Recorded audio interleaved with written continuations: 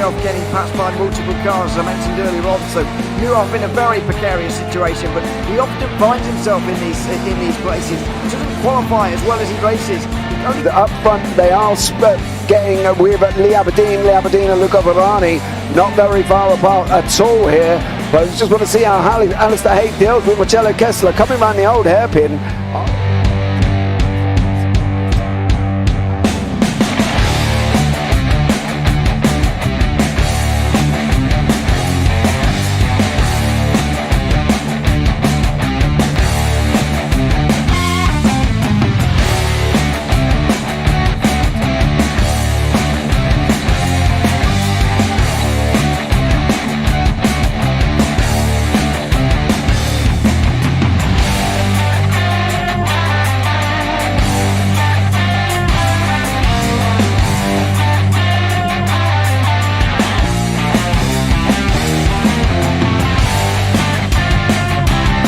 I would say it's not the best decision they've ever made, just not having done that under the safety car, really. Yeah, they're taking their pit stop strategies from Ferrari lately or something. What's going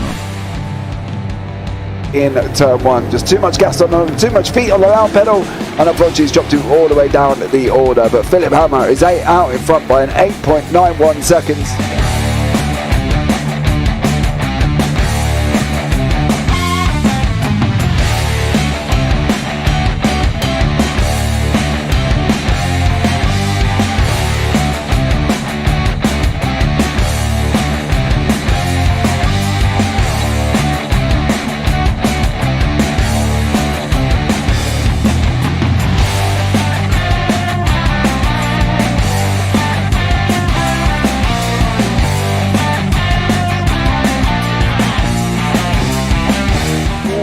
Dan Michael is a wall there, sir. And definitely doesn't want to be hitting that earlier on as well. Difficult, the understeer is in the dirty air through that final corner because it's such a long corner and you get dragged off into the grass very easily. He'll have the slipstream down towards the chicane. Peterson was briefly alongside, but that slipstream has saved him and kept him in third. Yeah, Varani now lost a little bit of time to Aberdeen, about half a second. Peterson is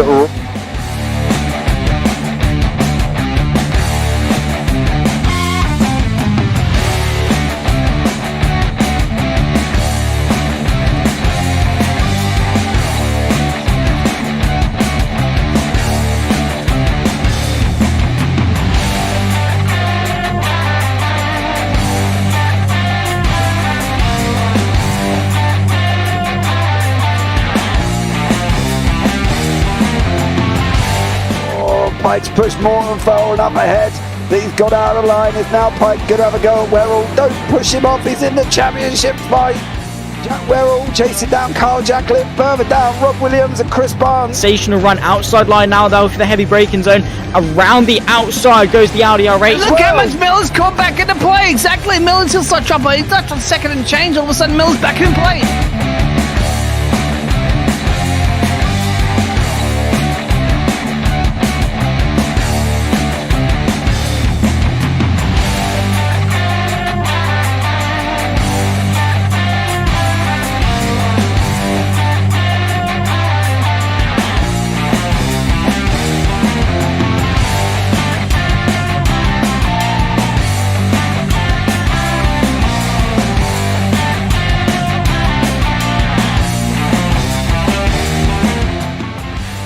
On to the back end of Phil Jocelyn, so there's been a lot of movers and shakers in this first 2 laps here for race. Absolutely serious racing league. Everybody's a lot of fun. Yeah, it's all about the entertainment. So I hope everybody is enjoying themselves out there in the chat. We know that Ron is been enjoying himself watching the Burger King machines off into the grass a little bit there as they're really bunching up now.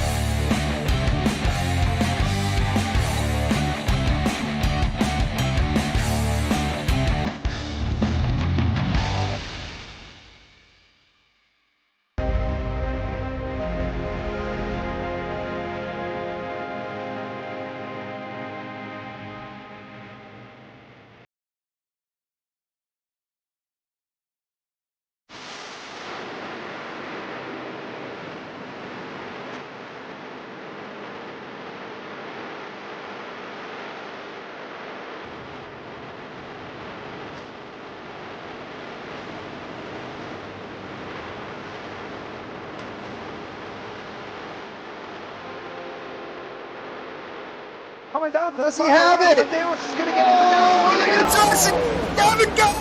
He's on the outside line though, going into the fastest corner on the circuit. Surely this can't work.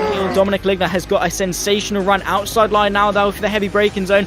Around the outside goes the Audi R8. Look how much Miller's caught back into play. Exactly. Miller's still such up. He's touched on second and change. All of a sudden, Miller's back in play. Can Barry do it? Big Barry's gonna do it.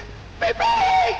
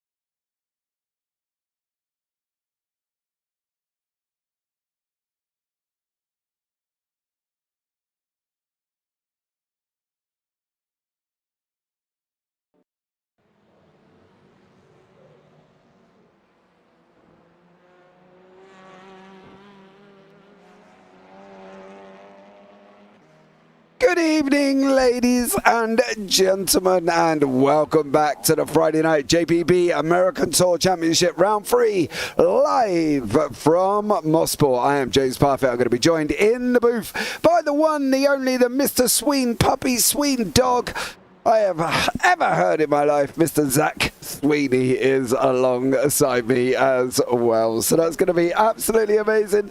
Here this evening, we've got 34 cars on track. Let's bring you up to date with the standings in the AM driver standings. It is Carl Jacklett out in front from Tom Woodcock by 6 points.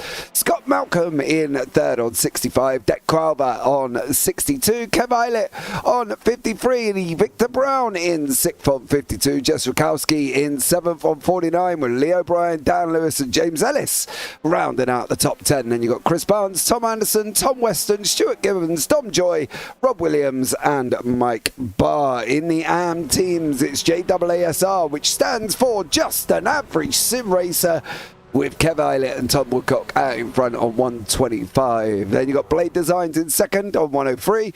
Performance Link Esports Yellow on 88 and Photomedia.uk on 78. Performance Link Esports Red on 69 in fifth.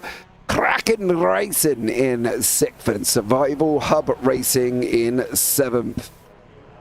In the pro standings, it is Dan Mould out in front from the SRL Next Gen team on 86 points with Callum Regarten on 56, a big 30-point gap. Fraser Elphick from SRL Amber on 52 in third. Paddy Faulkner from AIRaceSummaries.com Wiener team on 50. Mikey Pollard in 5th. Ian Manners 6th. John O'Cook in 7th, Alan McCain 8th, John Brown 9th, JB Deju is in 10th. Then you've got Jay Corley, Russell Fowler, Stephen Fry, Adam Dalmont, Mark Draper, Reese Watt, Stuart Bickley, George McDonald, Mikael Lees and Michael Seal. In the pro teams, SRL Next Gen are out in front over AIRaceSummaries.com Wiener team by literally 13 points. SRL Amber are in third with JW Motorsports in 4th. Spoon Sports by Sabal Esports in 5th. Then you got SRL Emerald, SRL Ruby in 6th and 7th. Performance Link Esports Blue in 8th. BSTV Esports in 9th. Performance Link Esports Green. And the VTech Gang, I'm going to think that's supposed to be, in 11th place there as well. Well, you've listened to me ramble on enough. Let's bring in Mr. Sweeney here this evening. Good evening, Mr. Sweeney. How are you? Sick, but... Don't... Looking forward. No, what? What? You asked me how I was. Yeah, but I didn't know you were going to come in and open it up with, oh, I've got man flu. Oh. I do. Shh. Can you hear that? That's the smallest That's violin. the smallest violin. It Right is. for And that's you. all for me. Yes. But I'm looking forward to some touring cars because, you know, as per usual, I don't know what it is about touring cars, but I always end up having peak sickness. Like, the last couple of days it's been building up, and then boom, Friday, and I'm like, and I just feel so rough. But it just shows my commitment to the bit because these touring cars are amazing. Obviously, the first 2 rounds have been awesome, and now we're quite possibly, in all fairness, one of the better circuits on the calendar. I mean, we've got a plentiful amount of really good circuits, but I like Mosport because at face value, it looks so simple. You look at it and you think, is that a go-kart track? Because of just the lack of complexity. But then you go and drive it, and it's winding, and it's up, and it's down, and it's just all over the place. And it is just a great circuit. It flows really nicely. It's tricky. It's difficult because of the lack of runoff and things. It really is a raw, passionate circuit, which hopefully is going to be a good combination in these touring cars. And well, Canada had to make its claim on the America strip, and Mosport definitely probably one of the better circuits in Canada in order to do that. I absolutely agree. Now, this week there's been a couple of people talking about Mosport, and they were asking what, you know, the lack in there. The lack of markers for them, braking points, the flow of the circuit, where's best place now to be. Now, I come back. Now, obviously, I've commentated at Mosport, I don't know, hundreds of times. So, for me, it was fairly, yeah. I've been here with Radicals, I've been here with F3s, I've been here with GT3s, GT4s, mate, TCRs, I'm all gravy, Clios, yeah, it's all good. Now, for me, it was an easy kind of thing to say, almost...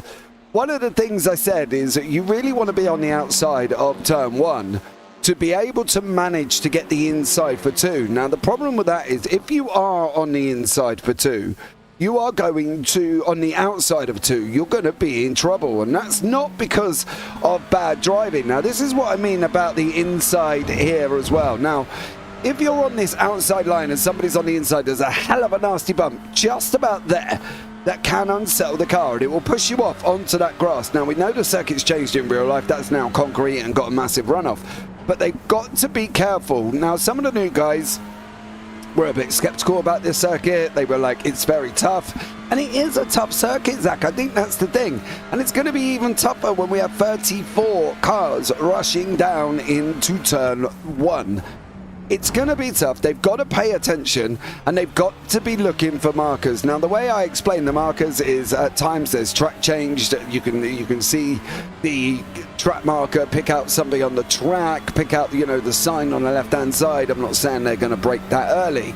But one of the things was as well, coming into turn 8, now, this is obviously that run up from Moss, and this is where it's 5, 6, 7, 8, all the way up the hill, basically, into 8. And I said just look for the track changes on the left-hand side, because there are some there. Now, we have just gone into qualifying, so we will have that open qualifying up as well, so they will be able to go out all together and be on track. Now, that's going to be tricky as well, Zach, when you've got 34 cars heading out on circuit at the same time.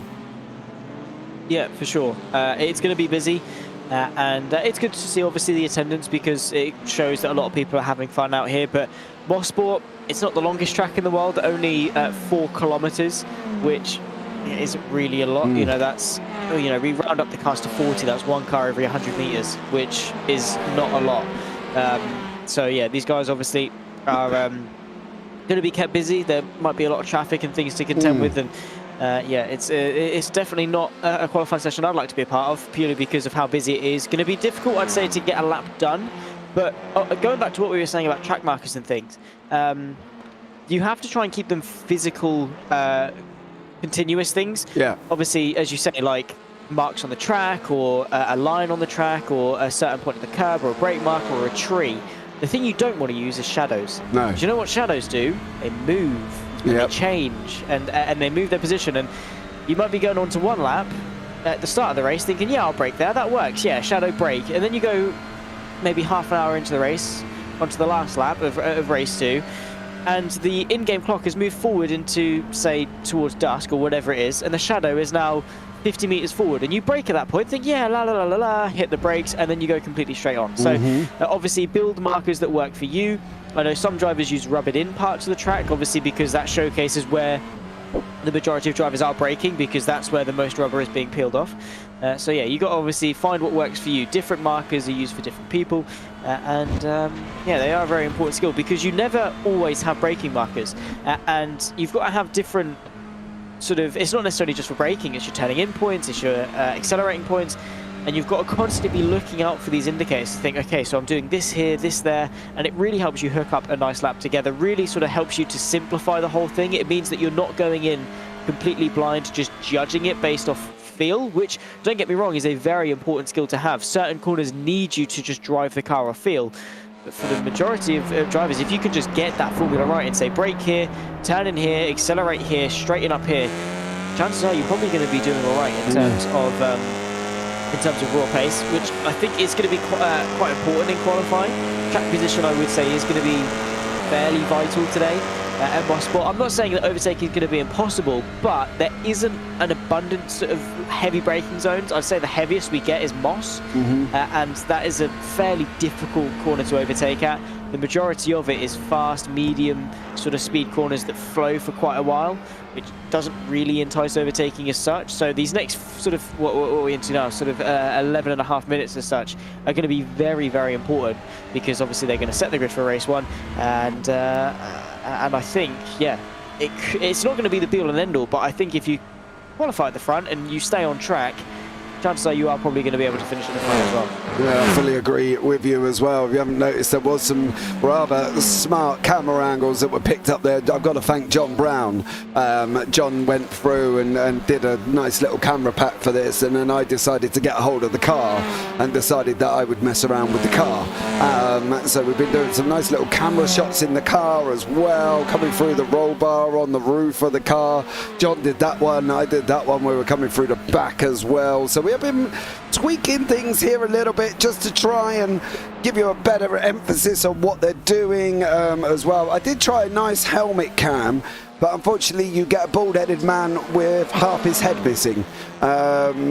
So yeah, not an ideal camera angle there. Great Jones, isn't it? Well, Craig's just missing half his arms and his steering wheel, isn't he? Let's be real. Mikey Pollard, he's got some purples on the board in that Honda. He's just on his way now, as well is Mike. He's got up from 8, he's coming through 9, and then he's going to be round the right-hander of 10 before we go on to what will be that start-finish area. So he will, Mikey goes into second, Callum Regarten will be in, well, Mikey Pollard in fourth, Callum Regarten in first. Sorry, I got a bit lost there. Easily done. Yeah, CRG, I think moving away from that Honda Civic, to be fair, didn't he win a race at Sonoma in the Civic? He did, by quite some margin, didn't he? So it wasn't even that bad. But now he's gone into the Hyundai, which is a car obviously he is a little bit more comfortable in. He took the qualifying ban last time at Laguna Seca. Of course, he is up there in the championship, but Dan Mulder's consistency has been really good. And Callum Regarten is just a quick driver, especially in touring cars. And obviously, he does the talking on track a lot of the time. He doesn't really wait around too much. So it'd be interesting to see over the course of the rest of the season how now he is in a car that works for him, how that gap is going to change between himself and Dan Mulder. Yeah, definitely. Obviously, CRG had the quali ban and then completely forgot, went out on track and then had to start. Of course he did. Yeah, and then he had to start from the pits as well. But we've also got qualification bans for Jonathan Cook and Leo Bryan. Both took a car swap as well. So them guys are unfortunately out of quali. That's partly due to the qualifying ban. Now, there has been an update to that rule as well. All car swaps now, to just get a quali ban, have to be done by round 3. Any car swaps after round 3 will also not only incur a quali ban, but they will incur a 10-point deduction at the same time. So if anybody after round 3 now changes cars, they will invoke a 10-point deduction. Now, that's not us being horrible. That's literally due to the fact that we are trying to narrow down the continual swapping and people only getting quali bans. If you really haven't got your car dialed in by round 3, well, maybe have a rethink if TCRs are for you, because you should really know what car you're on by round 3, right? So any car swaps now after round 3 will invoke a quali ban and a 10-point deduction in points. That's fair. I think that is fair. I By think so round too. 3, We've given them round 3. They should know, right? I was going to say, by round 3, you've done what, 6 races, and in total you've been on track. You know, you then had three qualifying sessions, so you've had 9 sessions out on track, a long time spent out on track as well. You should know if your car is good for you or not. Like, even by round 1, like, you know when a car's not good for you, right? And in all fairness, for a lot of people, that is between, like, that is like the first 10 minutes. I know if I like or dislike a car after 10 minutes of driving it. Yeah. Purely because if I go into a corner on lap 1 and I think, no grip there, I can't drive this. I can't brake in a straight line. I was like, I can't drive this car. I'll give it a couple of chances. I'll do a couple more laps, see if I can adapt or whatever. But if we don't glue and I can't get onto the pace quickly in a car, I know full well it's not a good match. So I think for these guys, I honestly think you've been quite lenient to them. To give them just a qualifying ban up to round 3 and to give them to round 3 as well is really generous. Because there are some championships that say, after pre-season testing, that's it, sunshine. You can't change, and if you want to, then again, tough luck.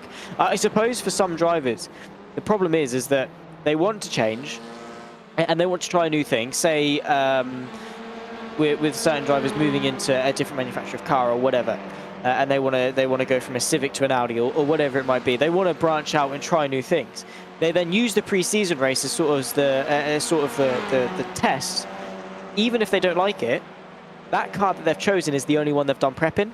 So then they sort of feel obliged to go into the season, despite the fact it's not really a car for them, because it's the one that they have had the most practice in, the one they've prepped in. But in all fairness, like, just for me, like, I wouldn't go into a season uncomfortable. I'd always be in a car that feels all right for me. And who cares if you're boring and go with the meta car or the car that you won the championship in last season? Like, no one's going to care. Just be in a car that you're quick in, and don't change mid-season, essentially, because I honestly think sometimes some championships ban car changes completely. Other championships, as you say, give a pretty big penalty. I'd say a pretty big penalty is fair, but at the end of the day, you shouldn't really be changing your car anyway. Yeah, I think it's a difficult one really for everybody, because there was a lot of people that jumped into the Honda and they had a go and they were like, oh, I don't know. There you go. Like Callum Regarton, for instance, jumped into the Honda. And you know, it is a difficult one. And I do fully understand, because some people don't have time to practice. Some people do have time for practice. Other people just, you know, generally like me, like there would be no point me driving a car or attempting to join a league, because at the end of the day, I don't drive. It would just be crazy. And I think giving them that time has been nice for them to, you know, realise that we're not this hard-fought league where we're going to impose this and we're going to impose that. And I think that's why a lot of people enjoy the leagues, because it is a little bit more relaxed. It is a little bit, you know, don't get me wrong, we're still harsh when people do things and we can still dish out penalties and stuff like that, but we are generally quite relaxed, and I think that's what they like, and I think at the end of the day, that's probably why most people keep coming back and back and back to do the leagues that JPB put on, to be honest. Yeah, for sure. I mean, JPB has always been something that I think everyone knows is community-based, right? It wants to get rid of the esports toxicity, which a really good tweet brought out by Lewis McGlade over the course of the last couple of days. And it has sparked a lot of controversy, saying in regards to sim racing being so negative, especially recently with you know, opinions being voiced and towards the top end of sim racing and things like that.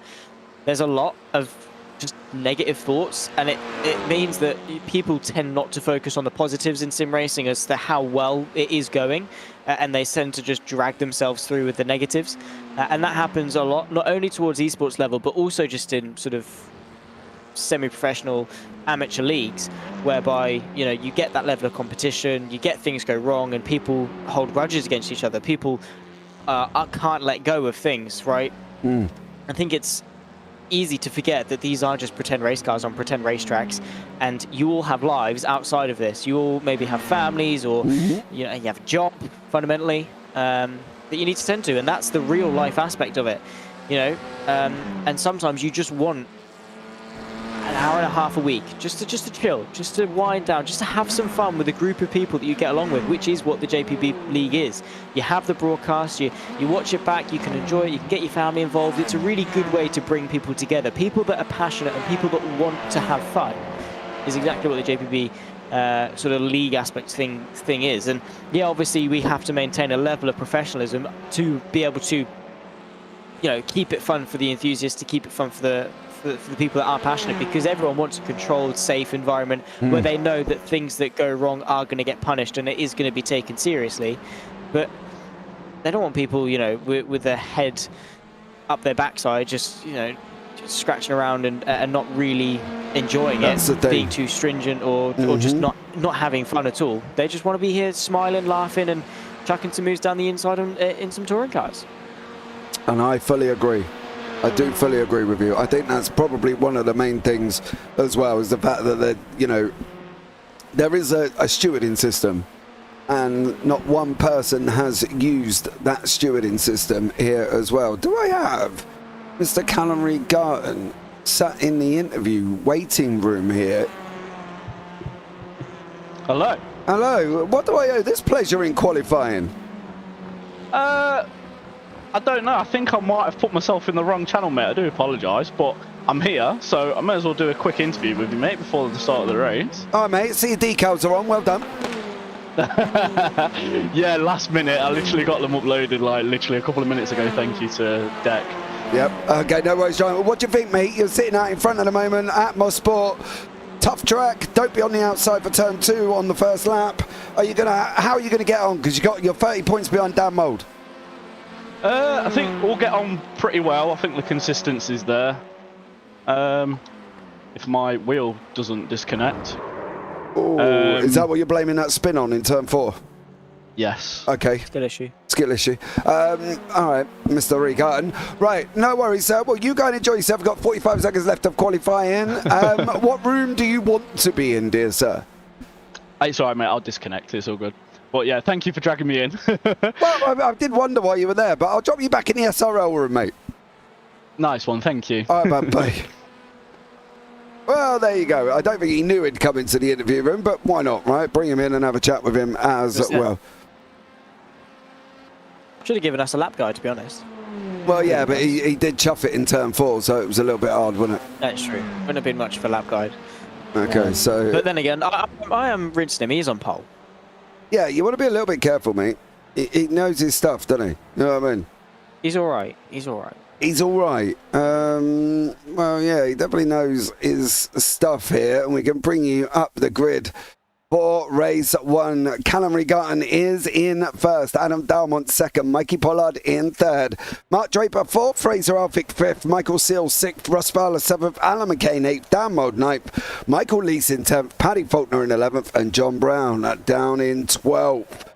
In 13th is Reese Watt, JB Deju in 14th, and Stephen Fry in 15th. All pros in the top 15. Then you've got Carl Jacklett for the AMS, and Deck Crowther in the AMS as well, with George McDonald mixing out, Tom Woodcott, Jay Corley, Stuart Bickley, Scott Malcolm, Victor Brown, and Tom Anderson down in 24th. Stuart Gibbons 25th, Kev Eilert 26th, Chris Barnes 27th, Dom Joy 28th, Jessica Rakowski in 29th, Dan Lewis in 30th, James Ellis 31st, John O'Cook in 32nd, Ian Manners and Lee O'Brien. Obviously quali bands there taking shape for them guys. Adam Dalmont is out in second place, I should say, as well, before I completely get lost on what I'm saying here. And let's see what happens for the 20-minute race 1 here. Going to be tough with the amount of cars. One slip up at turn 2, and well, it could go drastically wrong. Oh yeah, easily. Mosport is punishing. 34 cars running their way through a very tight and twisty track. it's a recipe for disaster, but I've got faith in these guys. They should be able to keep it nice and clean. Well, I'm going to wait for the lights as well. I think that is everybody on track. You can see they are looped all the way round past the final corner. Lights are on. 1, 2, 3, 4, 5. And we are green, green, green. Callum Regarten does manage to hang on with Adam Dalmont in second and Mikey Pollard there as they go down into turn 1. Regarten out in front, Dalmont, Pollard, Draper, Elphick, Seal, Fowler. Moulds made a position over Alan McCain as well, but he's on that middle outside line here as well as Dan Mould. Is everybody going to make it through? They are at the moment. Dan Lewis and Chris Barnes about to come in together here once more, and they're unfortunately gone off the side of the circuit there. Mould on the outside over Fowler, who's got Michael Seal and Russ Fowler from that Performance Link esports team in together. So let's see what happens here as well with Dan Mould and see whether or not he can make it through the field. Leader of the championship at the moment as well. Alan McCain's trying to look at going back upside at the moment there, Zach, but currently without that incident of Dan Lewis and Chris Barnes, everybody else seems to got it weighed cleanly, and I think I've just seen 3 wide coming out of Moss there. Yeah, I think so. People really not waiting around in the opening stage of this race. Someone that didn't wait around at all is the pole sitter of CRG, running away with things as it stands, but Dalmont is keeping him nice and honest. We've got Dan Mould under pressure from Alan McCain under pressure from Mikael Leeds, and you can see trying to find some space as he goes to the move to the inside. That's Mikael Leeds on the inside of McCain. There is a bit of isolation, but it's a fast right hand, and McCain tries to keep his foot a long way around, and Mikael Leeds for now is just staying behind. Yeah, sorry about guys as well. I think we've got Discord having a little bit of an issue here as the connection between me and Zach goes up and down at the moment, and unfortunately makes him sound like he is a little bit of a robot. Give us 2 seconds there, guys, as well, because that was quite horrendous. We will carry on, just give us 2 seconds.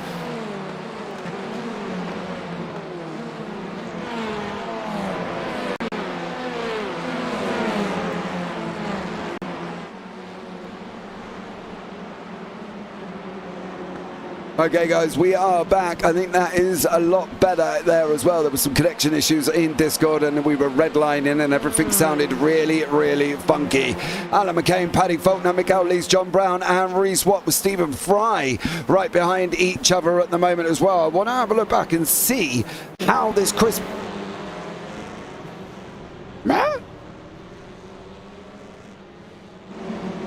how did he do that exactly?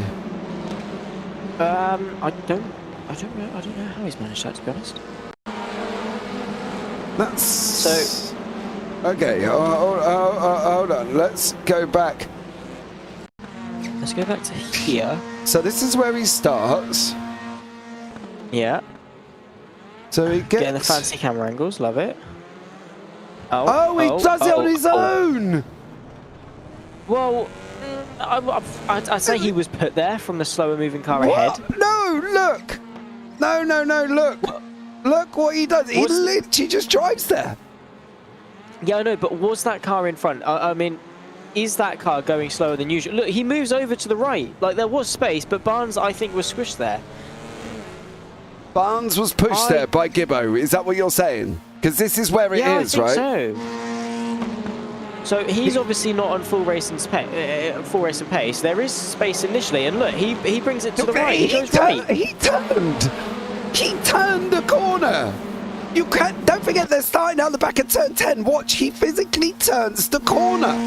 He's already through the corner. Yeah, but he's not. Look, he starts turning now because but you there's should a be wall. straight.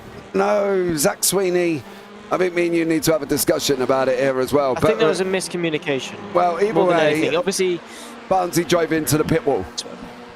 Yeah, he did, and that was his own doing.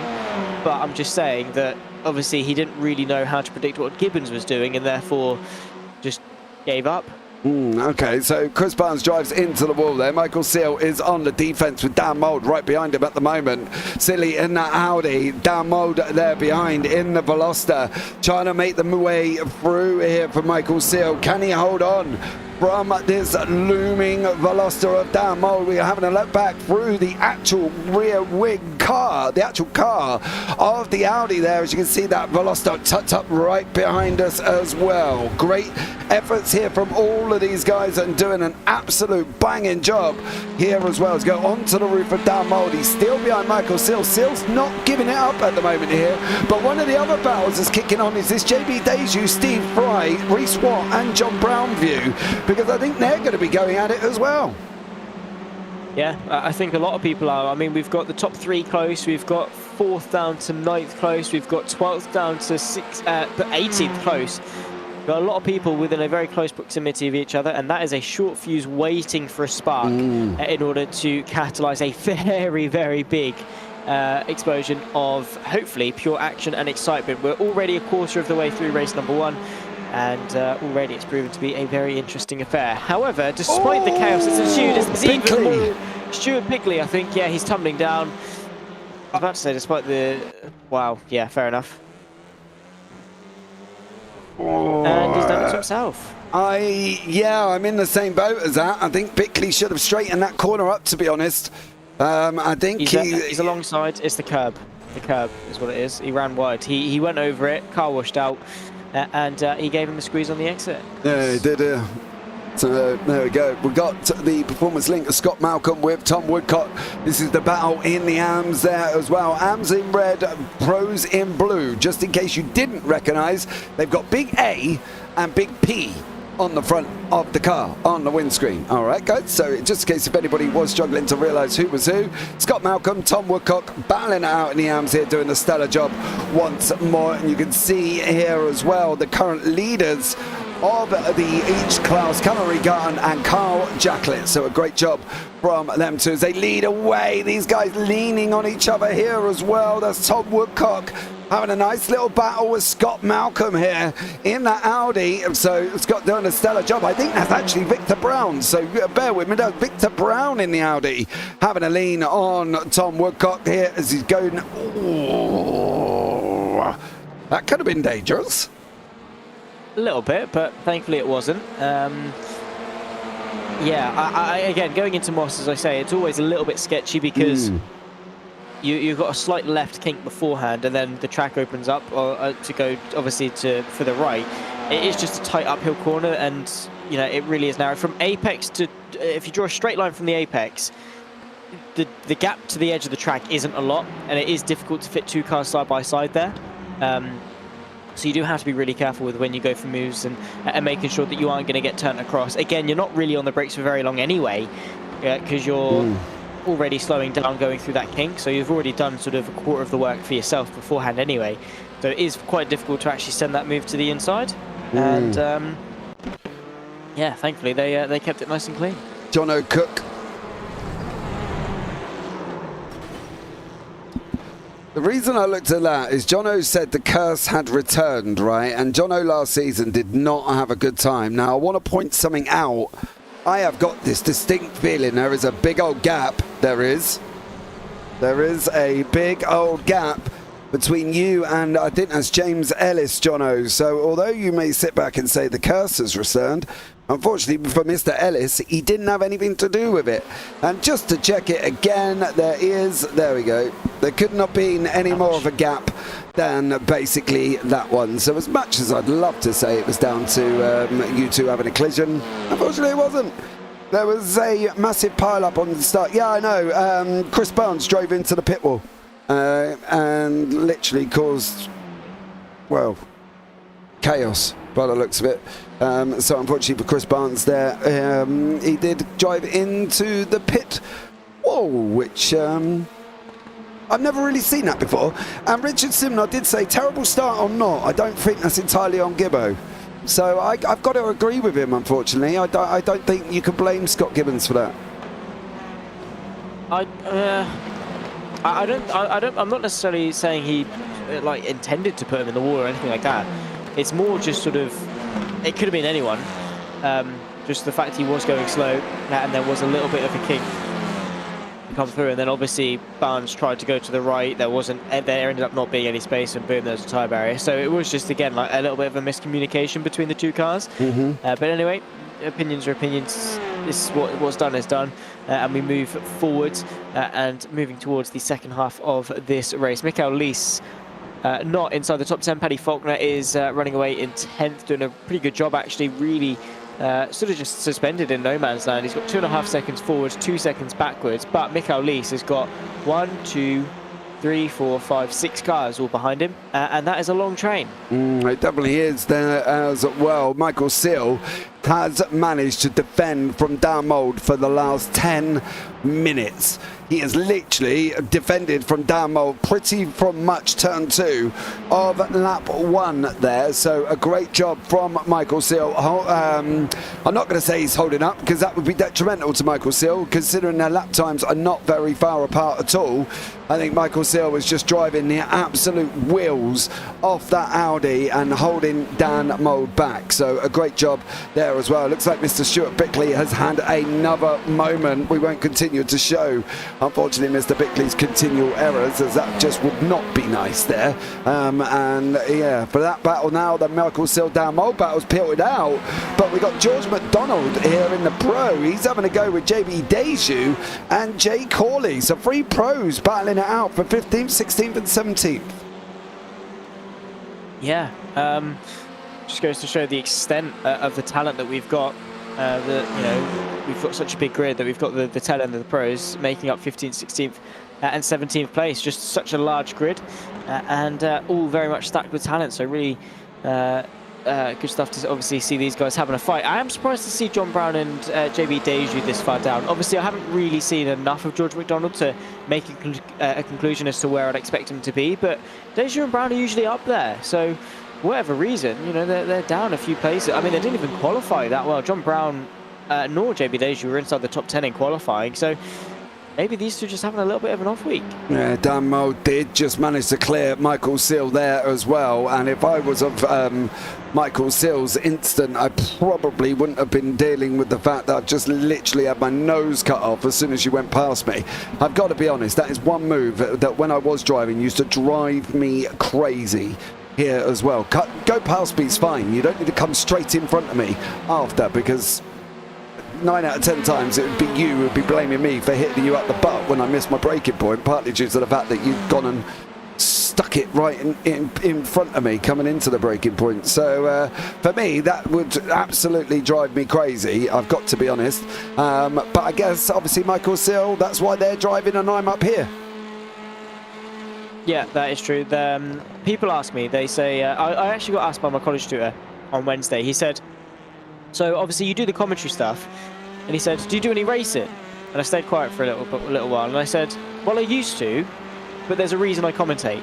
And the reason is that I'm not very good. To be fair, I have done a couple of questions, but yeah, definitely not. I am a lot better at commentary, and that says a lot, I know. For those saying, oh, that must not be a very high bar, then you must be a very terrible driver. I am, I know. Yeah, there we go. So, there's actually a phrase that Arjuna Kankapati says quite often, and it might actually have something to do with these two fighting side by side. We'll come back to that, of course, in just a second. JB Deju, John Brown fighting for 14th place. You can see John Brown trying to go the long way round, gives him the inside for the next sweeper, but then the next one is a right-hander, and that gives the advantage back to the American of Deju, who keeps the place just ahead. But yeah, you then also actually have George McDonald try and get an up and under. He might well be able to get himself alongside. He is into turn number 1. You can see the Honda Civic chucking the move to the inside, and John Brown promoted to 16th place. It's caused a little bit of catastrophe in the background as there are cars absolutely here, there and everywhere. The Honda Civic now is the outside. Be careful, boys, he's gone, he's gone. And this car goes further background. He's gone. Yeah, in a bit, mate. Oh, to be fair, he's held it. Yeah. Right, he's only lost a few plates. Yeah, but as I say, that added depth probably provided that for him as well. I'm not going to lie for John Brown, because that would have been just straight on into the barrier after that here as well. George McDonald and JB Deju, Carl Jacklett, Jay Corley. Jacklett did clear Corley there as well. Sapporo, Jay Corley not having a good time here. Don't forget the AM champion from last season, promoted up to the pros, and is doing a probably a job that stellar job from him coming into this part of the season. I think for Jay Corley it's a very tough one, promoted from the AMs and then basically into the pros and chucked in. But we've got such a high standards in the AMs, like Carl Jacklett, who's mixing it out with the pros, and John Brown mixing it down in the AMs. So it's a very hard juggling act to where to put people, to be honest. Yeah, it is. And as we say, almost week in, week out, whenever it comes to pros and AMs, it's not a linear thing. It very much is a fluctuation. It's a spectrum of pros and AMs. Some weeks the pros are, some pros are quicker than AMs. Other weeks the AMs mixing it up with the pros, and you can't. And they're always different drivers as well. So you can't constantly chop and change. I mean, I suppose you can, as I've said, with maybe like an A final and a B final based on qualifying results or practice times or whatever it is. And then you decide before the race, and maybe the pro field scores less points than the AM field, and then you have an overall championship of combined pro and AM results because people are mix and match between each of the classes or something like that. Maybe that's an idea. But yeah, if you are going to go for a solid pro and AM continuity for the whole season, it is difficult to make that judgment. Sometimes, obviously, you've got the Calamari Gardens who are like, yeah, no, they're pro. And then you've got maybe someone that's a little bit less experienced and a little bit slower that is definitely in the AM class. As now, we've got 2 wide, 2 deep. This is Mark Draper versus Fraser Elphick. And then we've got Russell Fowler and Dan Moll just in behind, fighting away for 6th and 4th place, respectively. The champion, not necessarily the reigning champion, but a champion of Dan Moll, charging the move to the inside. And there's that Mark Draper off, I think. Yeah, I think it may have been actually Draper. Yeah, was it Reese Watt? I think, no, it wasn't Reese Watt. No, I think it was Draper, but he's managed to recover and has put himself between the two Performance Link esports guys here. So, you know, a great recovery from Mark, but that could have been a lot worse. That Mikkel Lees Reese Watt is not quite over and done with. You don't want to be on the outside of turn 2.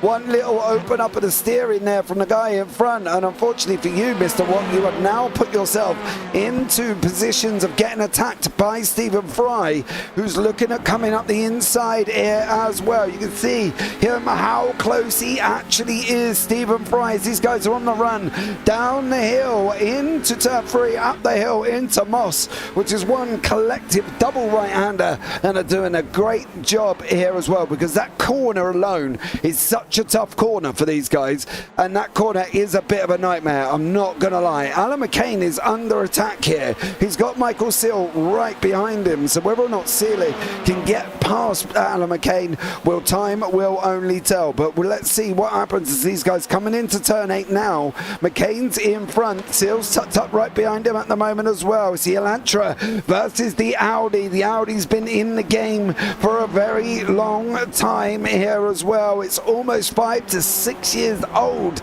is the Audi as well. So for the Audi, you know, we could say it needs an upgrade, we could say we need new cars, we could say give it some love, but whether or not we will is a different matter. Let's see what happens once more with Alan McCain and Michael Seal battling out nose to tail round 2. Yeah, these guys really keeping each other nice and honest. Again, demonstrating the absolute sheer amount of competition that we've got. Nearly going for the move. He thought about it, did Michael Seal. Not long left to go in this race at all. I'd say we've got 2 laps to go at the line. Yeah, we probably will have Calamari Garden at the moment, halfway through this lap. He'll start the lap with more than 1 minute and 25 to go, and then he will have an extra lap on top of that. So still 2.5 laps to go. Calamari Garden, Adam Dalmont only separated by about a second. The top 3, I mean, they've been matching each other's pace. Their laps are all within 1/10 of a second of each other.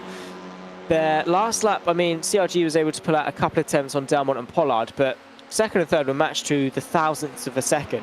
So these guys they've been keeping each other honest really well, but they've just been a little bit too spaced out. The fact that they are so close has almost been detrimental to them. Well, I suppose detrimental to us. Side by side a little bit further back. These two definitely not going to be at a stalemate as Dan Moll picks his way into 4th ahead of Fraser Elphick. But I suppose the problem is that they are too close, so much so that the gap they have got can't be closed. Yeah, I think that's the thing.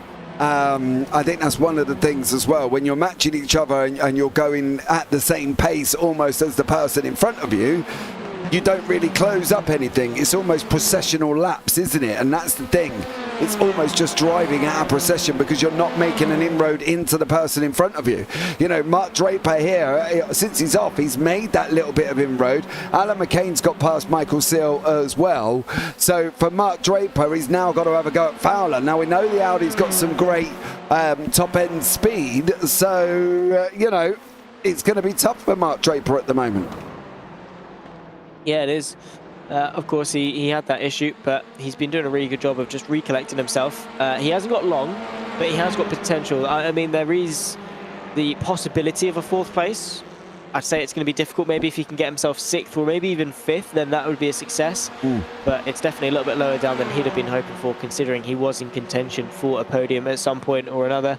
And he's not got very long left to go. We are on to the final lap of this race. There is Mr. CRG. He has been on top form.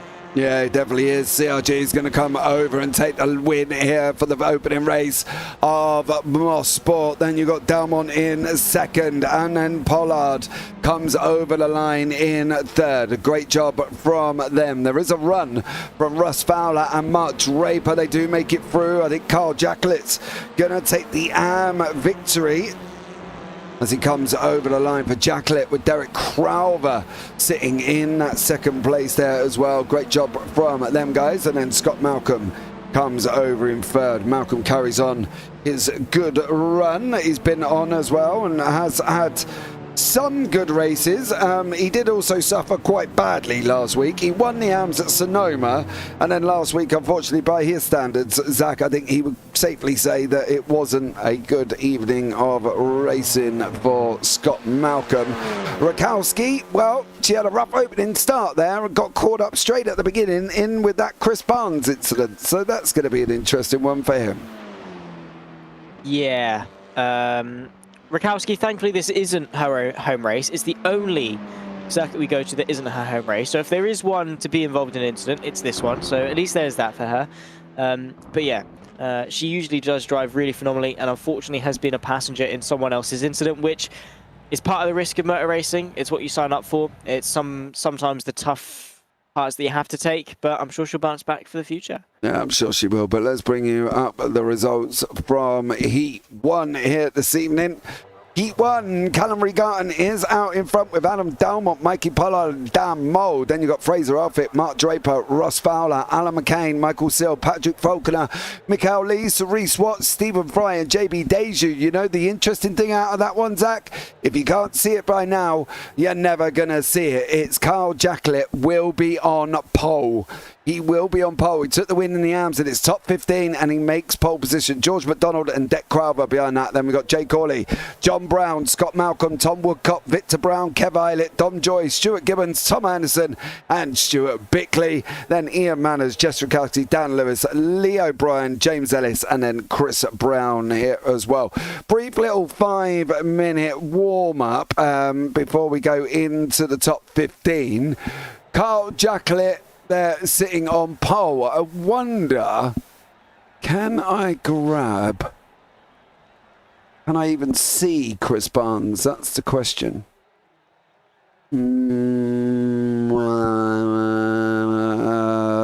I can't, unfortunately. That's a shame. Yeah, shame. I was hoping to have a chat with Chris Barnes. What, to rinse him? Yeah, maybe. Yeah, of course. Well, not to rinse him, but just to say hello. You know what I mean? So, yeah, I was just seeing if he was about for a quick chinwag about the wall. You know what I mean? Yeah. Maybe it was a skill issue. I'm not entirely sure. Carl Jacquelet, pole position. Never been the easiest man to overtake, has he, Carl Jacquelet? And I don't think it's going to be any easier here in the TCRs. He's a stubborn boy, is Carl. He doesn't like to be overtaken. Well, put him on pole position with a win at stake. 30 minutes is a long time to defend, but Mosport, it's not the easiest track to overtake. If he puts it in the right places, by all means, he could probably white line it from the start and still come out on top. Based on how good of a defender Carl Jacklett is. So yeah, bring it on. I think we're in for a very packed race because Carl Jacklett is going to keep them all in a nice, lovely, closely, densely packed train all aboard the Jacklett Express. Yeah, I think that's the thing. All aboard the Jacklett Express is going to be definitely a thing, and I think if Carl goes out with the attitude of you're not going to get past, I don't think these guys are going to get past. I think Carl Jacklett will hang on to them. Oh yeah, I don't disagree. I think that he's just one of those drivers that is capable, especially when he's motivated. Absolutely. Which put him on pole, and he will be. Of course he will be. So yeah, bring it on for Carl Jacklett. But you have also got other drivers that are also going to be quite motivated. The Dan Mold, the Callum Gardens to fight their way forwards. Maybe we could have a clash, an unstoppable force and an immovable object, maybe? Yes. Well, let's see how it turns out, to be honest. See, it makes a move. 1 minute 12 left of warm-up. Welcome in, everybody. Don't forget to like, subscribe, turn on the bells, because that will be absolutely amazing as well, if you can do that. We've got a lot more racing coming up. We've got the 100% Championship Div 2 tonight as well. That goes off at 3 a.m. for anybody in the UK who's actually awake at that point of the day. You can come along and watch some NASCARs from Las Vegas. And then we go into the IGP on Sunday. There might be a special event popping up on JPB as well tomorrow. So keep an eye out tomorrow night. There could just be a nice little special event popping up on the channel. So keep an eye on that one. Last 30 seconds here, Zach. Who's going to win race 2? Oh.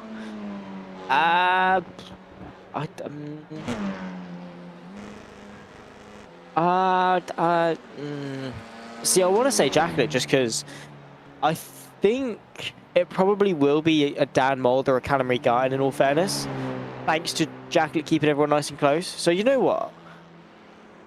Yeah, I reckon I actually might go for CLG.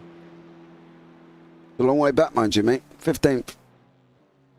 Yeah, I know, but obviously Jacklett's going to defend, keep everyone nice and close. So, well, they'll line up for him. Here we go.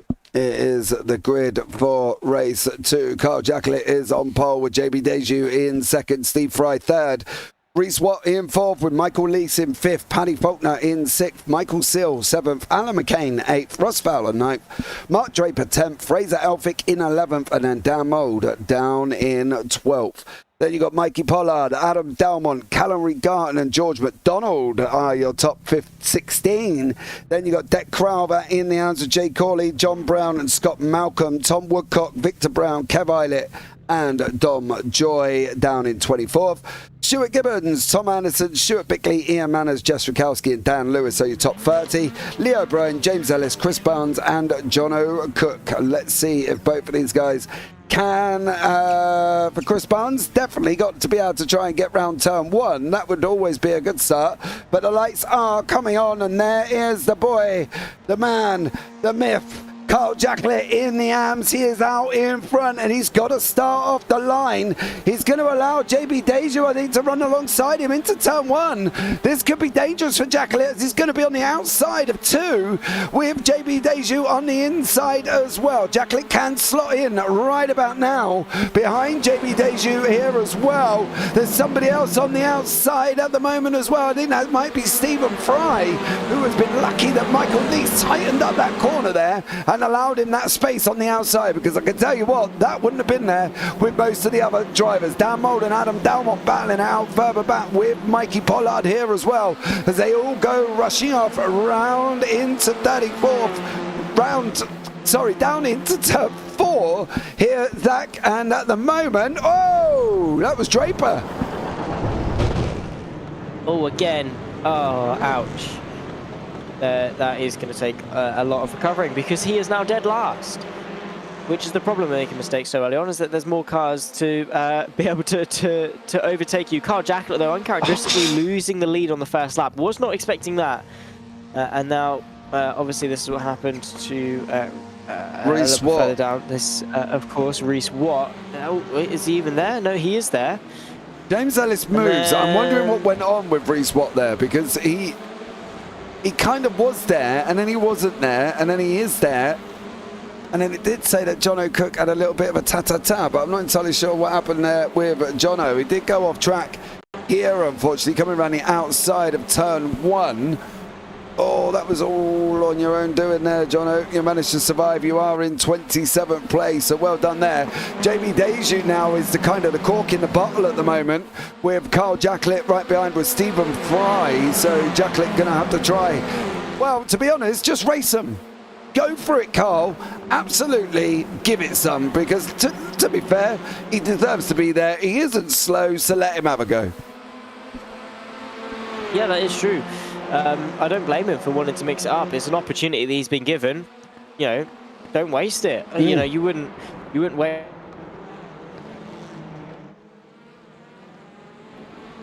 Right. About that. You just drive.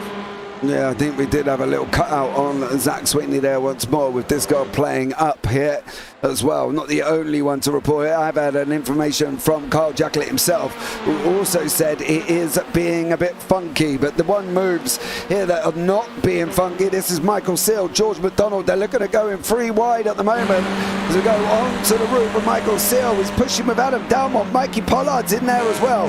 Dalmont's on our outside here. There he goes. There's going to be contact.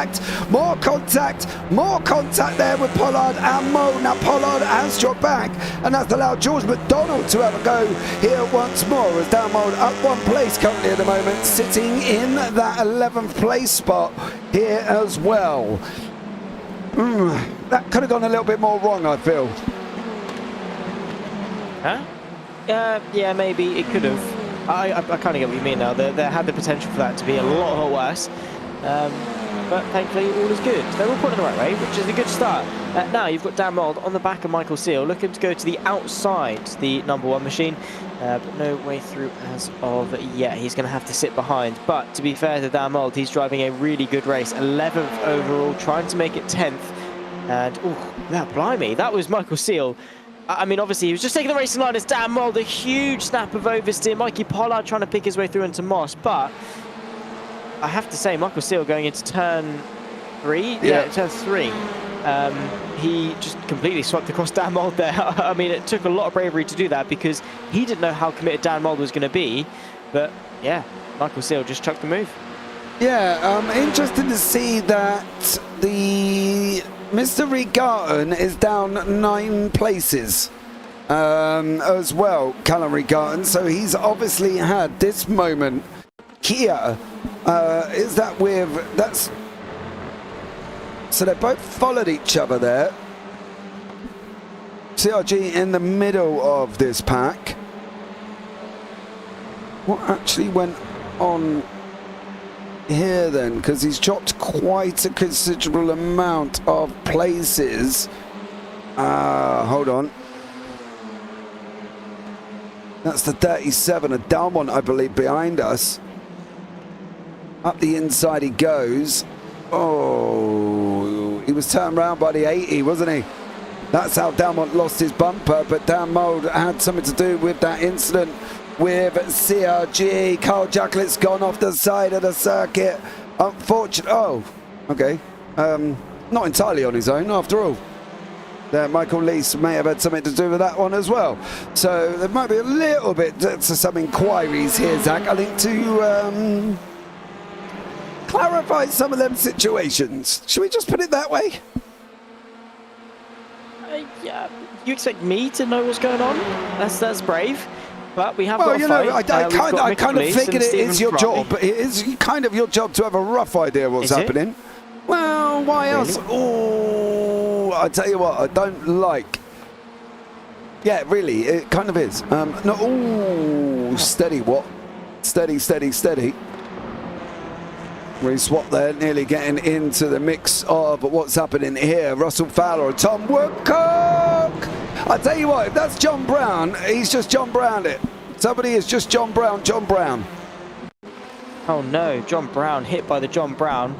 He goes backwards and does a John Brown. Yeah, I think that was Tom Woodcock, to be honest.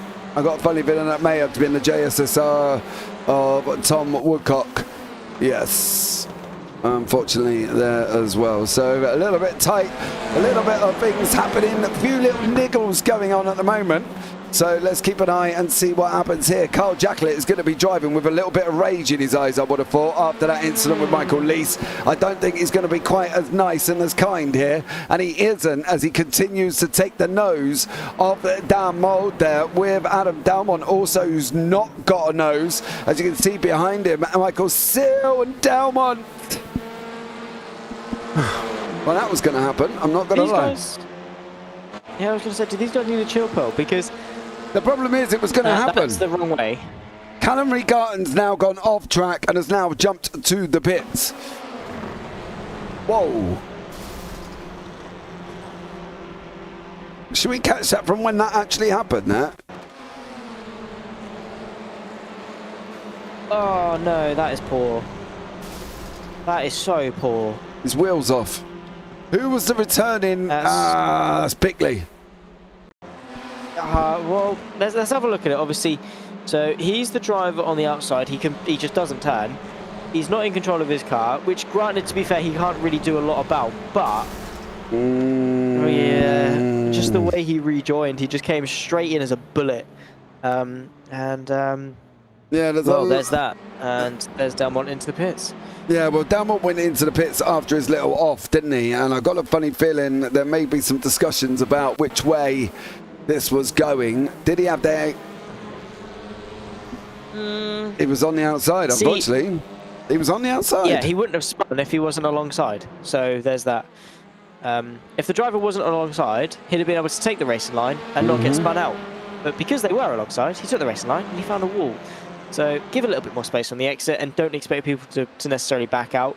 Obviously, I'm sure that's not what Dalmont was. He wasn't trying to do it out of malice or anything like that. But you just have to be a little bit mindful on the exit corners. These touring cars, obviously front wheel drive and such, are prone to understeer, so you can kind of expect it. But he brought it on himself, I guess. I've got to be honest, yeah, I think you need to leave a little bit more room there as well. Now, there is a big old mixture of people all over the place. We've got Carl Jacklett in the AMS in 8th, with Crowther in 11th, then Woodcock 13th, then you've got Brown and Malcolm, Eilert, Joy, Rakowski. There's a lot of people out of position at the moment here as well. Ian Manners and John O'Cook are still battling away. Looks like Cook's just cleared Manners and is now setting after Rakowski. You've got James Ellis sitting in the background here once more as he's trying to get through and not managing to make it. So it's going to be very interesting how this one is going to pan out towards the back end. Carl Jacklett. Oh no.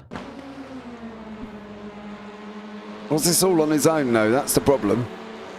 Yes. Oh, let's see. Yes, it is. Oh, over the curb. He's Tony Hawked it. Yeah, unfortunately for Carl Jacklett there. Accelerator broke. That's me gone. Oh, Carl Jacklett's looked like he's gone as well by the looks of it. That is not looking a good state on that car up front. Anyway, we've got Paddy Faulkner, Reese Watt, JB Deju and Michael Lees.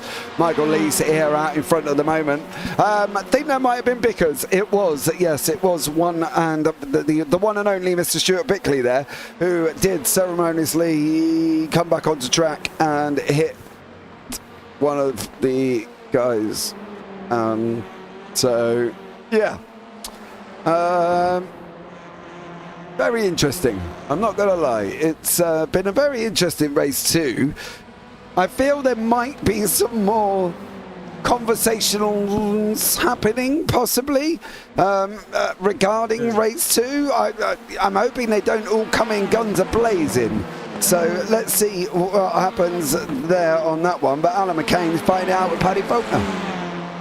Yeah, not a bad fight. Of course, for 4th place, not a million miles away. The fight for 3rd and the fight for 2nd actually is continuing because JB Deja and Reese Watt are side by side. It is Watt that gets himself ahead, powering his way through in that Audi RS3. He is now on the left-hand side of your screen. That's the right-hand side of the circuit, and it is the outside for turn 3, the long roller coaster corner that rises up ever so slightly before dipping straight back down. And oh my goodness me, Paddy Faulkner sending the move to the inside of JB Deja, who is sent off at Moss. And that's clumsy. Thankfully, he didn't take what with him. Yeah, that was, yeah. Avoidable. Avoidable.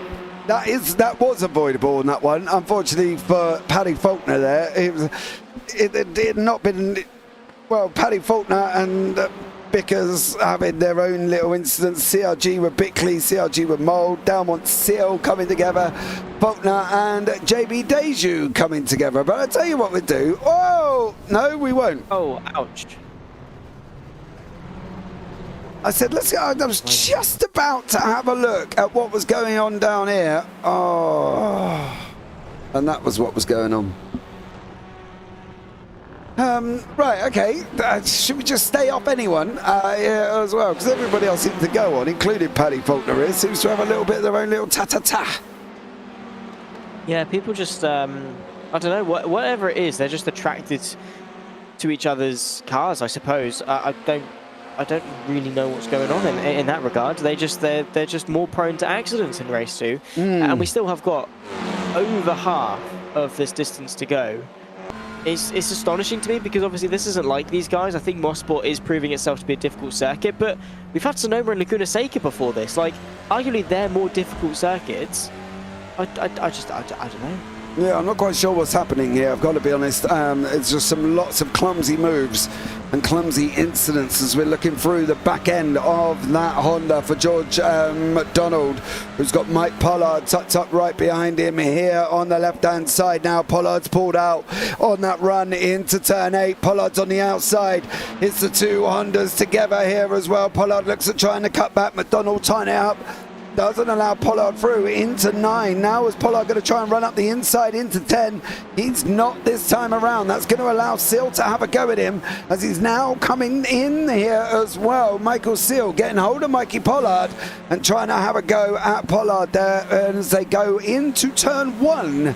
Here at the scene, you got Seal, Pollard and McDonald not very far apart. You got Gibbons and Rakowski as we go on to the front left nose of that Hyundai Veloster, chasing down the Honda of Jess Rakowski. Nice little hand battle kicking off here.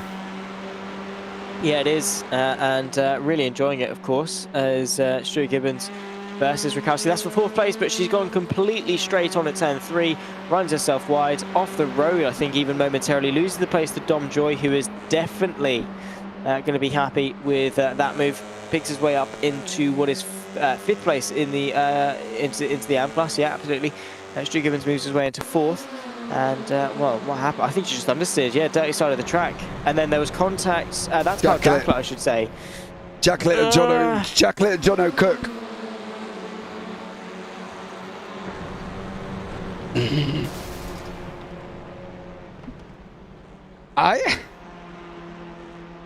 Should we have got a little bit more left steer here?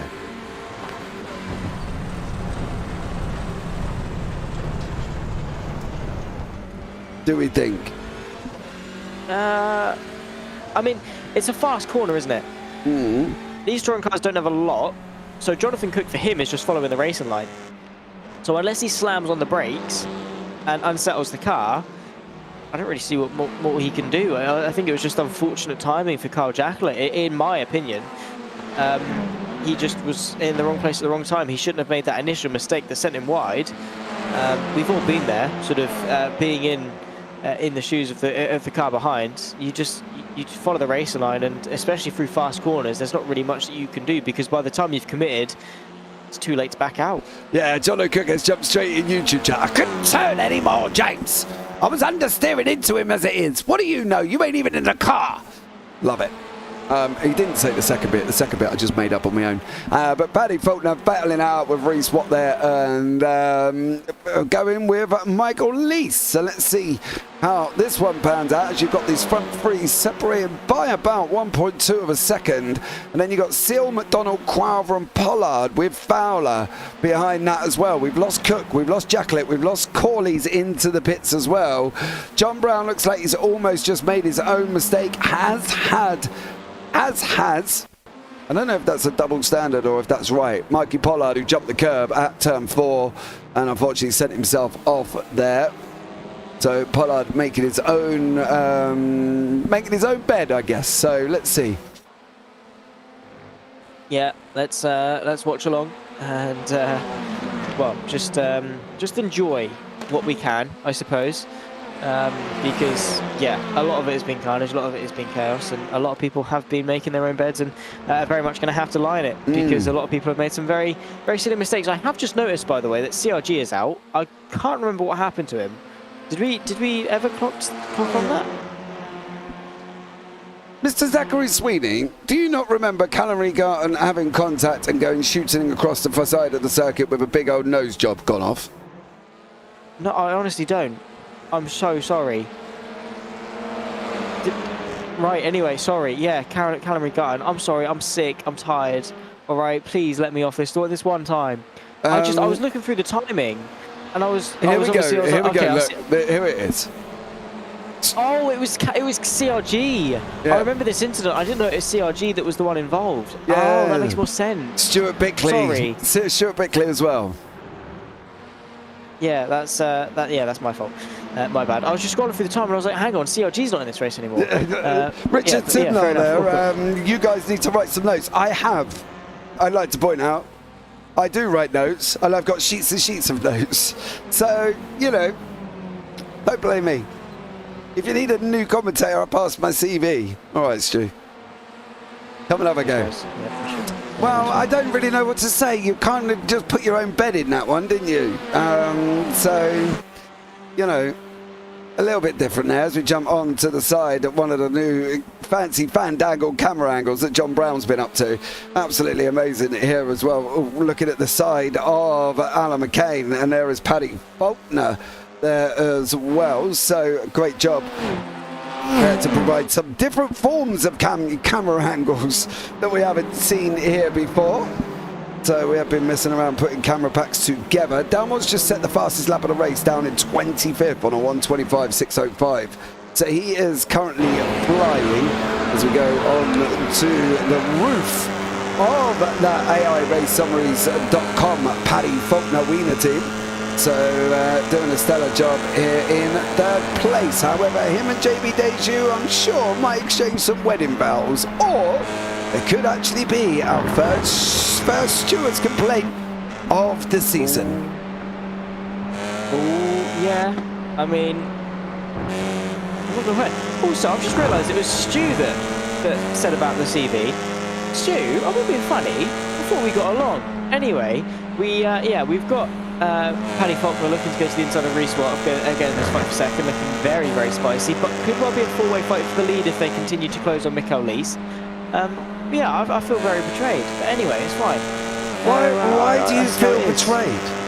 Because it's from Stu. Right. Exactly. Why is that an issue?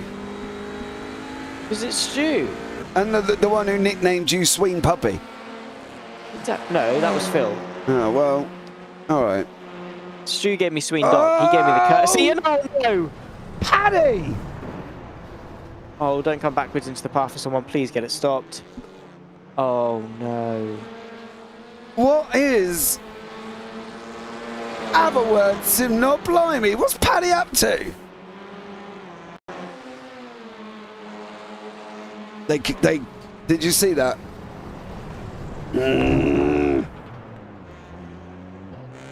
I can tell you're actually angered by that. I am. Do you know why? Because you know these guys can do better. No, that's more on. No, that's Paddy Faulkner. 100%. No, you know you're missing it. You are missing the big. You're missing it. You cannot blame Paddy Faulkner. Watch. Hold on. At the moment of impact, you are missing what it was. Can we ride on board with what, please? No, look. Ready? Right, so... No, wait. Keeps his line. Keeps his line. Wait. There. See it? What, the little bit of netcode beforehand? Mm-hmm. Pulls him and then they magnetize together. So as much as, yes, I would probably like to have blamed Paddy Faulkner to 100% degree on that one, unfortunately I can't, because there was netcode that pulled them together and then they just got stuck. I honestly think they were having contact without the They honestly. They might have had contact, yeah, but whether or not it'd been quite as severe, right? Because Of course it would have been. Look how fast this corner is. Yeah, but what I'm saying is there was going to be contact. I fully agree with that, and they probably would have rubbed together a little bit, but they wouldn't have got stuck like that. And that was my problem. Yeah, I guess. No, it's not. I guess it's so. There you go. Is this race free? No, there's only 2 races in the evening here, son. So it is race 2. This final race. We've got 8 minutes remaining as well. It looks like there's nice little battles developing with Pollard and Fowler. Alan McCain still battling it out with Paddy Faulkner. Now this is going to be an interesting one, as both of these gentlemen have been in, for Faulkner, been involved in his own little ta-ta-ta with a few and another one. Oh, wow. Oh! Yep. Wow, even worse. 2 teammates straight into the side of each other. McCain backwards into the wall. And Dan Mould not going to be very happy either. Oh, his car is a lot worse. His car is a lot worse. He's done well to keep it off the track, though. Stop. Get it towed. Get it towed, please. Wow. And then they face each other as well, which is even worse. Oh no. Paddy Faulkner. I don't know. I don't get. He comes over, look, off the curb. I know he tries to. Yeah. It's a difficult one, right? Because he tries to take his line, and I'll give Paddy that. He did try and take his line, but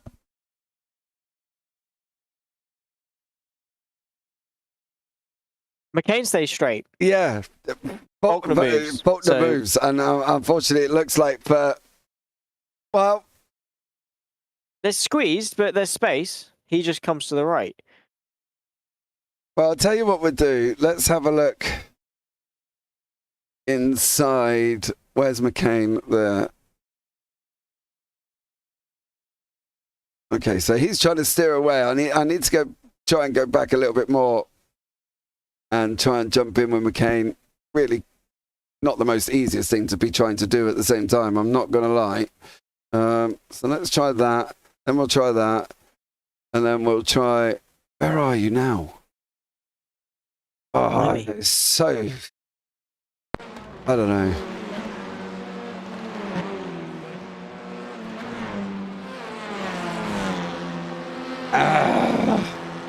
Mark Collicott, I think people have forgotten how to drive. Simnar, the other guy should have given more room, surely. That's on Paddy, says Handsome Stew. Jono McCain just taking racing line. Yes, but you can't take a racing line when there's somebody beside you. Not gonna lie, you could see Paddy's got the run in your rear view. There's only so much you could be looking at. I'm not gonna lie. Poor old Stuart Bickley has had a night just to forget for Bickers. I'm not gonna carry on with that. So we've got Mould, Watt, Cook, Jacklet, Corley, Reed, O'Brien, Anderson and Barnes all out and in. Wreckfest. It's not normally like this, but I'm wondering what the situation is. I know it's near Halloween. Do we think that might be affecting the drivers at the moment? Friday the 13th, isn't it? Oh yeah, Friday the 13th as well. So it's Friday the 13th. He wasn't beside him. He didn't even have a car alongside. He had the slightest bit of his bumper, if that. Right. So why did he spin? Exactly. If he wasn't alongside and he didn't make contact with him, why did he not spin then? Why did he spin? Mine was connection and hardware issues. Well, there you go. Corley got connection and hardware issues. If he wasn't alongside, he wouldn't have spun him. So people disappearing. There seems to be a lot of it here as well. I've got to be honest. Zach's disappeared a couple of times out of the booth due to Discord. So it's all been a little bit funky, to be honest. George McDonald there, as you can see, now got Mikey Pollard right up behind him here as well. McDonald there looking back through the car there. Here's Pollard. He's going to have a go here as Mikey. Is he going to send it out around the outside of turn 8? He's going to try here once more. Is he going to try? Is he going to get it close enough? That's going to be the question. He isn't going to get it close enough this time around for Pollard.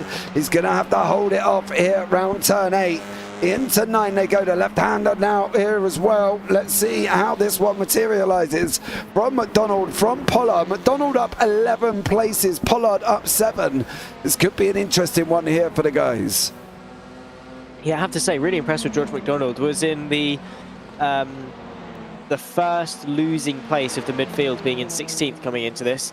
Obviously narrowly missing out on the reverse grid pole, but he's fought his way through and has done a brilliant job. Same too, I suppose, with Mikey Pollard. John Brown's got Malcolm, Kev Aylett, Kev Manners and Stuart Gibbons all up more than 10 places as well. There's Stuart Bickley and Jess Rakowski and James Ellis have all done remarkable jobs as well.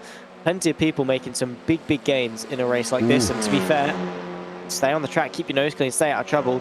Chances are you're picking up a good few places anyway. Exactly, and I think that's given an opportunity for the likes. Oh, Pollard's going to let him go back through. However, is his steering straight? That's going to be the question for McDonald. Yes, relatively straight. Pollard having contact with George McDonald and just allows him to go back through. Mark Draper up behind Stuart Bickley. I'm not going to lie, Bickers has had a bit of a tough one here this evening. Don Joy battling out with Fraser Elphick further back here. This is the 15th and 16th. We got 4 AMs in the top 15 all together with Crowther, Malcolm, Aylett and Gibbons. So yeah, let's see what happens here with Don Joy. He doesn't really try and fight Fraser Elphick too much, kind of opens up the inside and says thank you very much. What about Bickley and Draper? Draper's trying to run around the outside line. Bickley does give him space this time around. Rakowski's just been overtaken by Alan McCain. And now Mark Draper having a go once more alongside Bickley as they're coming down into turn 1 here. The Honda and the Hyundai fighting it out. Does Bickley manage to hold on to it this time? He hugs that inside line. That's going to give him the outside for turn 2. Although that's it, managed to get in that position there, Zach. Bickley's going to try to cut back under Draper as well. They're literally nose to tail going in here for Mark Draper and Stuart Bickley. Battling it out once more, having a good old go at each other. And we can see from the nose of Bickley there just how close him and Draper have been. Yeah, these guys really giving each other a really good battle. Keeping each other honest, I think, is the most important thing. And as we say, running so close together puts a lot of you put a lot of trust in the driver ahead not to mess up, essentially. So yeah, riding on board with this camera angle like this not only shows how on the limit they are, because everything is coming at them very thick and fast, but you're also doing that when you're seeing essentially tunnel vision of the car ahead. And trying not to run into the rear end of them as well. So yeah, really takes a lot of skill. We are on to the final lap of this race. Mikael Lee starts it 4 seconds clear of Paddy Faulkner, who is himself nearly 4 seconds clear of Michael Seal. So it's been a very dispersed podium fight between 1, 2 and 3. All in all, Mikael Lee has really benefited the best off all the carnage and chaos. He kept his nose clean, he got a good start, and well, now he's only got half a lap left to be able to hang on to it. Mikael Lee there as well, out in front, doing an absolutely stellar job coming around turn 4. So we go on to that front grate of that Hyundai Veloster. So it's Mikael Lee's just running up the final run here as well. We can still see Seal and Faulkner battling it out in second there as well. There's about 4 seconds between them. Fraser Elphick having a good old fight. But I can tell you what, Mikael Lee's here as well. Not done a bad job in this second race of the evening and the final race of the evening as he comes round turn 8 to take this win. I believe that's his maiden victory of the season, if I'm not mistaken. It is. It is the maiden victory for Lees, with Faulkner coming home in second place. I'm sure there might be some conversation, shall we say. Still coming over in third. In the AMS is one Mr. Crowther having a first place, with Scott Malcolm's going to finish off these in second, and Kev Aylett does manage to hang on to third place there in the AMS as well. So interesting battles going on, and yeah, it's been an interesting evening, to be fair. Fraser Elphick and JB Days will come over the line. Jess Rakowski is going to come over the line here in 21st with James Ellis and Dan Lewis behind them here as well. Yeah, been a really good, been an all right couple of races. Race 2, definitely more on the chaotic side of things, which set it down a couple of pegs. Also, Adam Dalmont set the fast lap on the last lap there. Really nicely done. 25.1. Not a bad lap time at all. 6 tenths quicker than the leader's best lap time. So Adam Dalmont showcasing the pace was there, just not quite the circumstance. But yeah, all in all, successful evening. Mosport I knew was always going to be a little bit of carnage. So roll on the rest of the season. Definitely is here as well. Short track. And it has caught, well, maybe caught some drivers out, I think, with some of this racing. It's been a tough circuit, to be honest. It's a short track circuit, TCR side by side. It's always going to be rough as well. We are just waiting for the results to come through, which have not quite come through as of yet. There you go. They are now. So here are the results of that feature race. Michael Lees is in first. He is your winner with Paddy Faulkner in second and Michael Seal in third. Stephen Fry fourth. George McDonald fifth. Mikey Pollard sixth. Russ Fowler in seventh. Dick Crowber takes the win in the AMS with John Brown ninth. Scott Malcolm in second in the AMS with Ian Manners, and then Kev Aylett rounds out that AM podium. Then you've got JB Deju, Fraser Elphick, Stuart Gibbons, Dom Joy and Mark Draper are your top 17 with Stuart Bickley, Alan McCain, Adam Dalmont, Jess Rakowski, James Ellis, Dan Lewis, Tom Woodcock, Victor Brown, Dan Mould and Reese Watt with John O'Cook, Carl Jacklett, Jay Corley, Callum Regarton, Leo Bryan and then Tom Anderson, who looks like never took the start here and well. So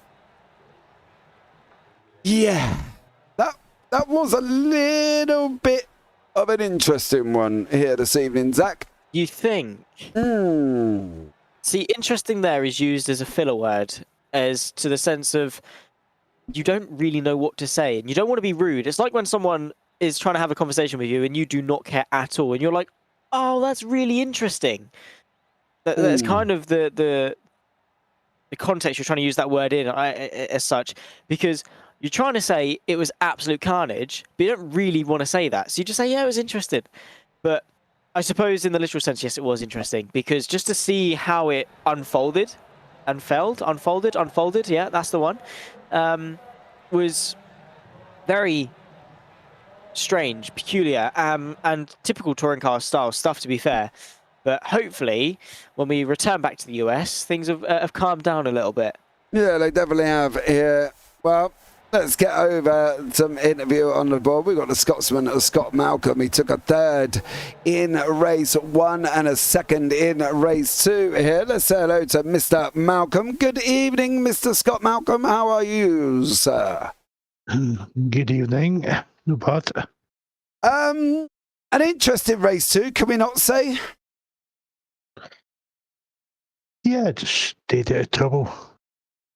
Let everybody else take each other out. Just slowly make our way up. Yeah, there was definitely a few people that had unfortunately taken each other out, and unfortunately kind of made moves that I'm sure may result in the stewards might be a little bit busy if people decide to protest it. But for you, a third place in race 1, a second place in race 2, not bad points haul considering you're sitting in third in the standings there. Yeah, that's not a bad wee total to take tonight. And seeing Carol get a DNF tonight, it should bring it all back in, bring everybody back in it again. Yeah, well, let's see. It should bring you nicely into it there, Scott, as well. Thank you so much for joining us. Anyone you want to shout out before I let you go? This usual crowd, usual for putting this series on. Performance esports or whatever they're called. That's the one. Yeah, that's the one, Scott. That's the one. And all the rest of the drivers. Awesome stuff, Scott. Well, thank you very much, but take care, buddy. No bother. You too. Cheers. Bye-bye. Right, next up now, I want to have a word here with this young gentleman, and I'll say young because he's probably younger than me, as most of the grid are younger than me here as well. I'm nearly 40, James. Mate, I'm 45. So, yeah. Told you. Younger than me, buddy. Paddy Faulkner, tell us about it, mate. There's been a bit of a rough night, that wasn't it?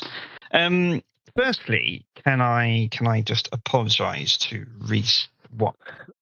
I've just looked back on the replay. I thought he had a bit more space on the inside, and so I kept the line. And I think, did we pinch a little bit? Yep. And he shot across the bonnet. But obviously, I thought he was going to tuck in a little bit more. And obviously, on the single screen, I could only see what's in front of me. And I took the line, I took the outside, gave him more than a car's width on the inside of the curve. And obviously, it was just a knot. I don't know whether he tracked out a little bit, a bit of understeer mid-corner. I don't know. But it was completely unintentional. And I apologise to Mr. Watt now and publicly wave my hands up in the air with that one. What about the others, Paddy? You know what I mean? Yeah, there was a show. Right, let's discuss them one by one. Have you got lap numbers? I want to watch. We haven't got all night, James. Yeah, we haven't got. That was harsh. That was harsh, wasn't it, Paddy? So Reese, what was on lap 14? Yeah, that was the overlap, wasn't it? Onto the fast, is it the fast left-hander? Yeah, you guys having that coming together and then sent him in there as well. Unfortunately, I think there was one with Alan McCain that was on lap 16.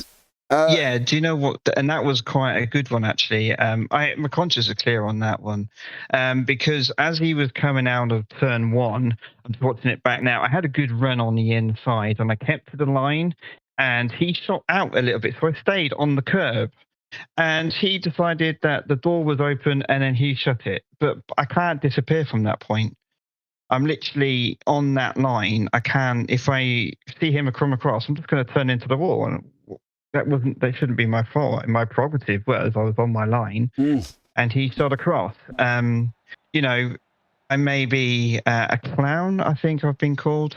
But you know what? My big shiny red shoes were completely in the clear on that one. And if there's any bad feelings on that one, I am sorry. There was a gap. He went right, stage right. I stayed plumb straight, and he went, oh, I forgot about that corner. Bang. Yeah. A bit of a silly one, that one, I'm afraid. I'm not hearing that. The positive sign is... I'm not hearing... The positive sign is you can now justify the purchase of triple screens because you need them to see. But this is the thing. This is what I've been excusing my wife to many times. I need these screens. But no, honestly, I've always been a fair and hard racer. If it's my fault, I'll put my hands up. Reese, like I said, I apologise, mate. Really do apologise. If I could buy you a beer, I would. But with the Alan McCain situation, I literally just stayed on that line. And if you watch my laps over and over, I stayed on that exact same line, lap after lap after lap. It wasn't an extraordinary moment. I didn't decide to take that line. I stuck that line every single lap. And if he gave me that little bit of an inch, what am I supposed to do? I didn't know he was going to come across. I just stayed on that line, and he decided to turn. I can't control his wheel. I can only control mine. Mine was going straight. Yeah. You know what I mean? I didn't push past him. You know, like I said, I can't control his wheel. I can only control my own. Anything else, if I've hurt somebody, you know, buy you a beer. Yeah. Okay, Paddy. Well, let's wrap that one up. Thank you so much for joining us there, bud. Anyone you want to shout out before I let you go? Reese Watt, again, yeah, buddy, I'm really, really sorry, and you've drove really hard and fair, and you didn't deserve that. I thought I gave you space, and it was a calamity on my behalf, and you know, I'll buy you a beer, and of course, everyone at DCW. I don't know anyone else. So that'll do, mate. Pretty sad and lonely. Yeah, I'll do. Yeah, brilliant. All right, man. Take care. Take care. See you soon, guys. Right. I'm going to pick up on something in YouTube chat now. This is one of the areas that absolutely drives me crazy. Don't ever put brake, right? Because there are so many times that people have not broke and have always blamed the car in front. And I've been one of them people where I've been in a league and I said to the guy, you should have broke. And he went, what, I'm going to brake on a fast straight, am I? So don't put brake, because at the end of the day, you wouldn't have broken, and neither or eased off or anybody else. So I'm sorry, I am not going to sit there and listen to that waffle about braking, because nobody would have broke, nobody would have eased off. It didn't happen. And unfortunately, you could have eased off before you hit Alan McCain with smoke coming out of everywhere. So I'm not having that, and I'm not liking that one. If anybody would like to have a conversation with me, I am in voice chat, and I will happily have the conversation. But don't put that, because that drives me crazy. I'm not going to lie. Right, final interview. Let's have a chat with Michael Lees here, who did win the pros in the JPB TCR round 3. Michael, how are you, dear sir? I am feeling great, James. How are you? I'm not bad, mate. I'm not bad. I had my little rant. I've just got it over and done with. Now I'm going to be sitting here quite happily having a chat with you. Not, you know, a good race, wasn't it? You were up 4 places. It was a little bit of a rocky start. There was a lot going on, to be honest, during that race, Michael, and I think that was what could probably caused a lot of people's chaos. But for you, you managed to get through. You managed to take the lead, and you successfully did it. Yeah, I was going to say, I don't mind what happened to everybody else. If it means I get a win, I get a win. Yeah, really, really happy with it, James. Found a lot of consistency. I messed around with my brake pedal today, right up until like a minute before we started. I was changing rubbers and taking springs out and all sorts, and finally got it feeling how I wanted to have it feeling ever since I got the damn thing. And yeah, it took me the first race and qualifying and everything just to get used to how it felt, really, and find that bit of consistency with it. But by race 2, paid dividends. Yeah, it definitely did there, mate. And you did a stellar job. I'm not going to lie. At the end of the day, you took the victory. Your first victory for a long time, isn't it? If I can remember, in a league race, including SRL. I think in JPB, and even when you commentated on that, was it United Touring Cars? Yeah. I don't think I ever won outright. No. So, yeah, I think this is my first one. Well done to you, sir. Congratulations on your first one there.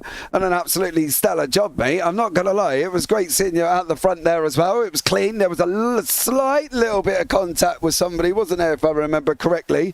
How did you see that one? Yeah, it was Cal Jackler. Yeah, I'll apologise to him. It was my fault that there was contact. He was defending quite hard, but going quite slow through the apexes of a lot of corners, and when he opened it up there, I thought, I've got to go now, otherwise I'm probably not going to get through and the guys behind are going to swamp me.